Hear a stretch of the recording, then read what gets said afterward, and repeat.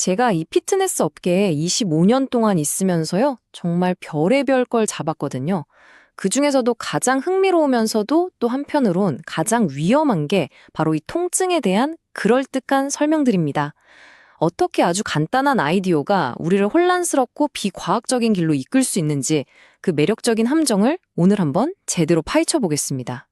자, 여러분, 이 말 한번 들어보세요. 정강이를 풀면 어깨 통증이 사라진다. 어때요? 운동 좀 해보셨다 하는 분들은 그거 들어봤는데? 하실 거예요. 되게 그럴듯하게 들리잖아요. 그죠? 그런데 말이죠. 이 이야기가 갑자기 전생의 트라우마랑 연결된다면 어떠실 것 같아요? 저도 처음엔 진짜 이게 무슨 소리지? 하고 제 귀를 의심했다니까요. 바로 여기서부터 진짜 미스터리가 시작되는 겁니다. 아니, 정강이랑 어깨가 어떻게 갑자기 전생까지 가는 걸까요? 자, 그럼 이 문제를 한번 제대로 파고들어 보죠.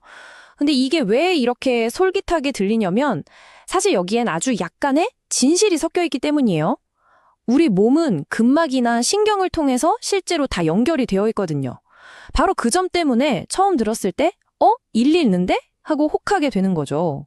바로 여기서 첫 번째 그리고 가장 치명적인 논리적 함정에 빠지게 되는 겁니다. 여기 슬라이드에 보이는 것처럼요. 연결되어 있다는 거랑 그게 원인이라는 건 정말 하늘과 땅 차이거든요.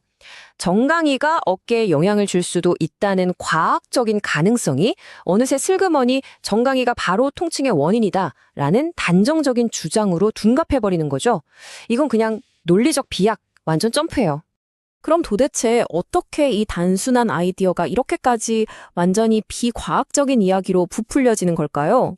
그 과정을 단계별로 한번 뜯어보겠습니다. 자, 이 논리의 미끄럼치를 한번 보세요. 정말 흥미롭지 않나요? 처음 시작은 괜찮아요. 심리가 통증에 영향을 준다. 이건 과학적 사실이거든요. 누구나 경험하잖아요. 근데 바로 다음부터 걷잡을 수 없이 미끄러지기 시작합니다. 심리라는 말이 어느새 무의식으로 바뀌고 그 무의식은 트라우마랑 연결돼요. 그리고 그 끝은 반박조차 할 수 없는 전생이라는 영역으로 그냥 슝 하고 날아가 버리는 겁니다. 이게 바로 유사과학의 전형적인 특징입니다. 겉보기엔 뭔가 과학적인 용어를 쓰면서 포장하는데 실제로는 과학적인 방법론을 전혀 따르지 않아요. 특히 제일 교묘한 게 뭐냐면 효과가 없다고요? 그건 당신의 전생 트라우마가 더 깊어서 그래요. 이런 식으로 애초에 틀렸다는 걸 증명할 수 없게끔 판을 짜놓는다는 거죠. 아니, 근데 왜 이런 이론들이 자꾸 생겨날까요? 솔직히 말해서 이건 시장의 압박 때문입니다. 생각해보세요. 피트니스 시장에 얼마나 많은 트레이너들이 있습니까? 그 치열한 경쟁 속에서 남들과는 달라 보이고 뭔가 나만 아는 특별한 비법이 있는 것처럼 보여야 하잖아요. 바로 그런 압박감이 이런 복잡하고 정교한 이야기들을 만들어내는 동기가 되는 겁니다. 자, 이제 이런 신비로운 이야기에서는 좀 벗어나서요. 진짜 증거에 기반한 연구들은 통증에 대해 뭐라고 말하는지 한번 제대로 살펴보겠습니다. 우선 가장 널리 퍼져 있는 통증에 대한 미신부터 한번 깨볼까요? 바로 자세가 나쁘면 허리가 아프다는 믿음이죠. 근데 여러분, 이거 사실이 아닙니다. 수많은 연구들이 일관되게 보여주는 건요. 우리가 흔히 나쁜 자세라고 생각하는 것과 실제 허리 통증 사이에는 직접적인 인과관계가 없다는 거예요. 이 자료를 좀 더 자세히 한번 보세요. 여기 7번 항목을 보면 코어가 약해서 허리가 아프다는 것도 그냥 통념일 뿐이라고 하죠. 또 4번을 보면 MRI 같은 영상 검사가 통증의 원인을 정확히 짚어주지도 못한대요. 이처럼 우리가 거의 상식처럼 믿었던 것들이 최신 연구 결과를 보면 얼마나 다른지 알 수 있습니다.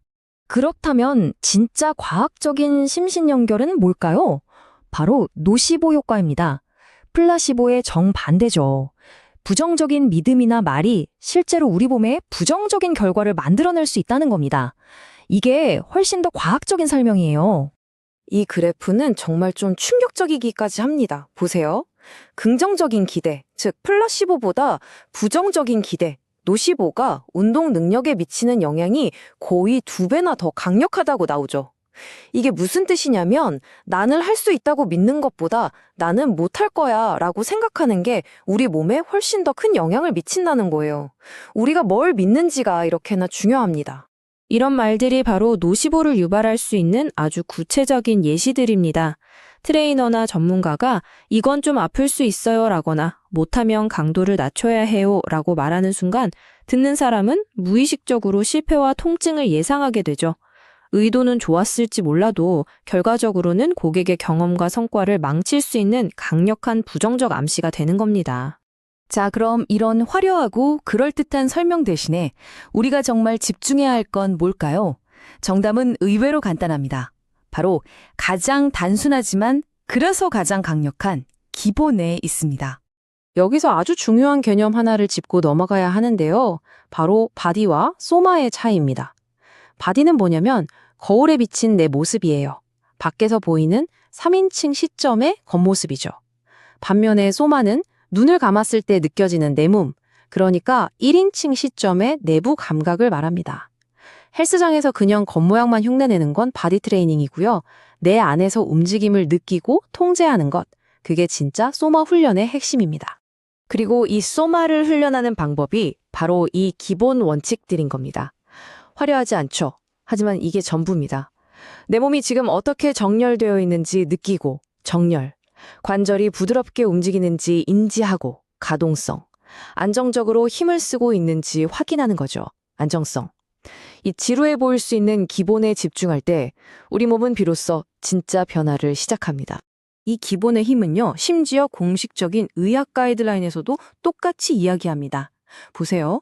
허리 디스크 같은 실제 질환에 대해서 가장 강력하게 권고되는 치료법 중 하나가 바로 운동치료라는 사실. 이건 우리에게 정말 많은 것을 시사하죠. 특별한 비법이 아니라 정확한 운동이 답이라는 겁니다. 자, 이제 오늘 이야기의 마무리를 지어볼까요? 핵심 메시지를 한번 정리해 보겠습니다.